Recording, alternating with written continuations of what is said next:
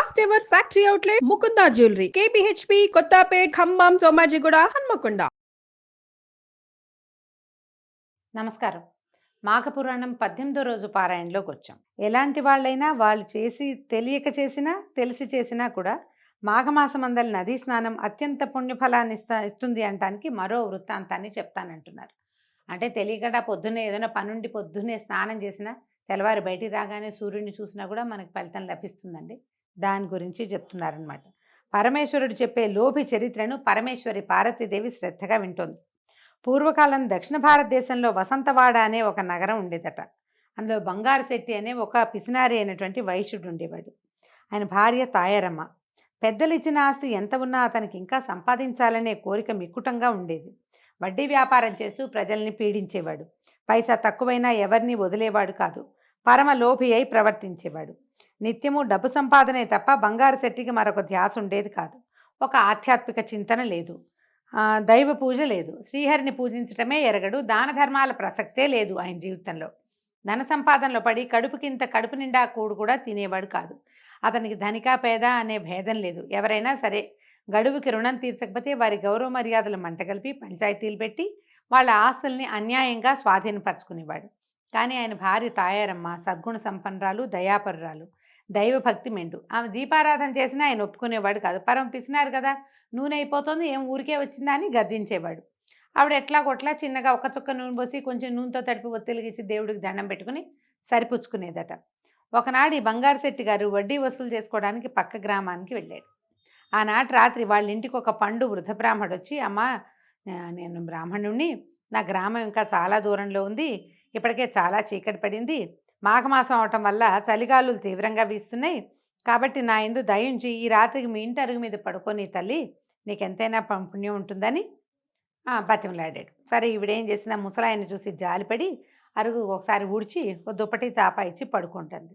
ఈవిడ ఒక పండు తెచ్చిచ్చి ఆయన పడుకుందామనుకున్నాడు. సరే భర్త ఎలాగూ లేడు కాబట్టి ఆవిడ ఇంట్లోకి వెళ్ళి ఒక పండు ఏదో పట్టుకొచ్చింది, ఆయన చేతిలో పెట్టి, అయ్యా మీరు ఇందాక మాఘస్నానం చేసి వెళ్తానన్నారు, మాఘస్నానం అంత మంచిదా, ఆ మాఘస్నానం ఇంత ఫలితాన్ని ఇస్తుందా, మంచిదా, దానివల్ల ఏమిటండి అని అడిగితే ఆయన ఏం చేశాడు, ఆ పండు చేతితో పుచ్చుకుని, అమ్మ మాఘమాస మహాత్మ్యం అంతా నేను చెప్పలేను, కానీ ఎక్కడైనా సరే మాఘమాసంలో నిత్యము నది ఎందు కానీ కాలవి ఎందు కానీ ఏ నీటి తావి ఎందైనా సరే సూర్యుడు ఉదయిస్తూ ఉండగానే స్నానం చేస్తే విశేష పుణ్య ఫలితం కలుగుతుంది.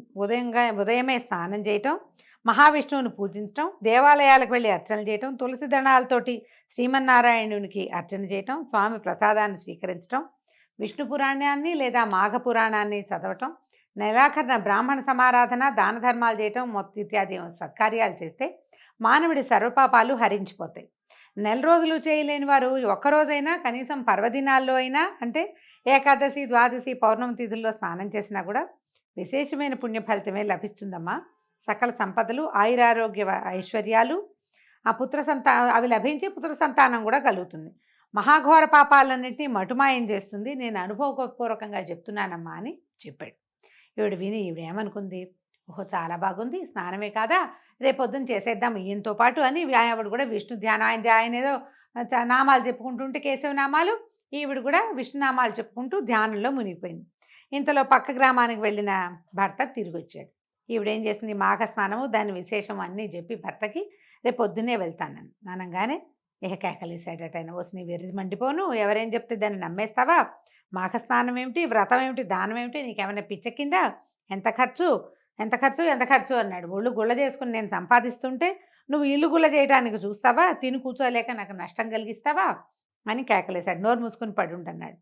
అయితే ఈవిడేమంది, ఇందులో ఖర్చు ఏమీ లేదండి, ఒట్టి స్నానమే కాదటండి అన్నది. అంటే నోర్మై అధిక ప్రసంగం చేస్తే అవతల గెంటేస్తాను, నేను పైసా కూడబెడుతున్నాను, నువ్వేమో ఇలా రాత్రనగా పగలనక నేను అడవైన వాళ్ళ ఇంటి చుట్టూ తిరిగి వడ్డీలు వసూలు చేస్తుంటే దాన ధర్మం చేయటానిక, స్నానం అంటూ వెళ్ళావంటే దానం చేయకుండా కుదురుతుందా, నువ్వు ఇల్లు గుల్ల చేసుకుంటామా, చివరికి ఇట్లా చేసావంటే నువ్వు బిచ్చం ఎత్తుకోవాల్సిందే, పోయి పడుకో, మాట్లాడబో కానీ గట్టిగా కేకలేశాడు. ఏం చెయ్యాలో తెలియలేదట.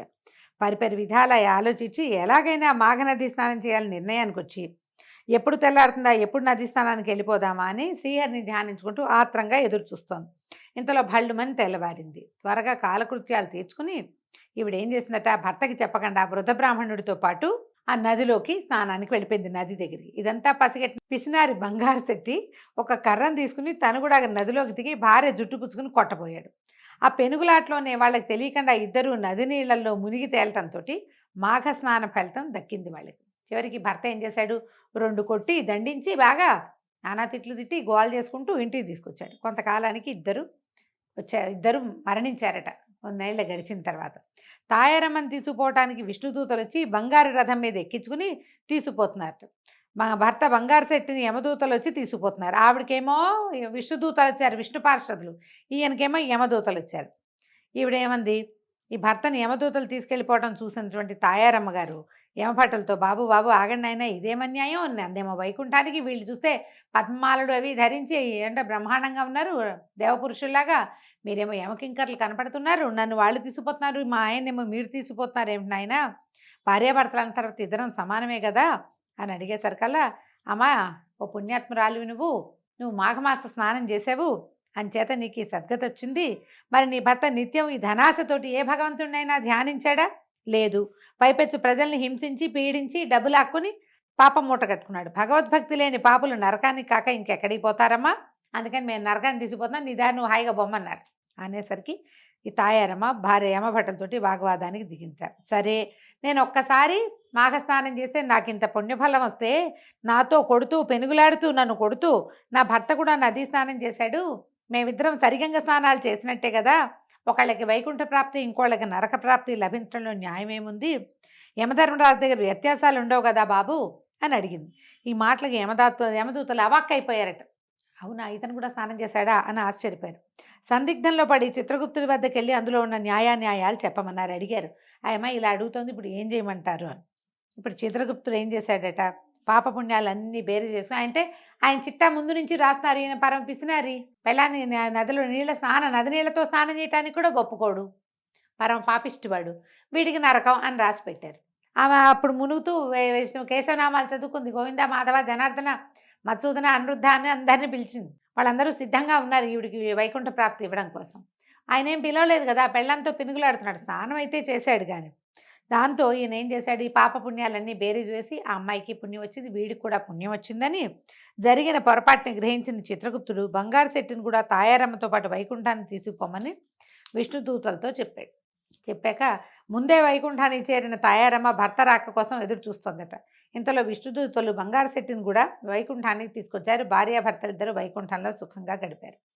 ఇది చెప్తున్నారన్నమాట. ప్రియసఖి పార్వతి విన్నవా, పరమలోభి కూడా ఒక్కసారి మాఘమాసంలో నదీ స్నానం చేయటం వల్ల కలిగిన ఫలితం, మరి ఇంకా మాఘమాసం 30 రోజులు నదీ స్నానం చేయటం వల్ల ఎలాంటి ఫలితం కలుగుతుందో ఊహించగలమా? అది ఊహించనలవి కాదు. కాబట్టి మాఘమాస వ్రతం మోక్షదాయకం అంటంలో ఎలాంటి సందేహము లేదని పరమేశ్వరుడు పార్వతీదేవికి తెలియజేశాడు. ఈ కథలు విన్నప్పుడు ఓసారి స్నానం చేస్తే అలా అయిపోతుందా, ఇట్లా ఆలోచిస్తామండి మనం. మనని ఆ వైపుకి తీసుకెళ్ళటం కోసమే ఇలాంటి కథలు చెప్పబడతాయి.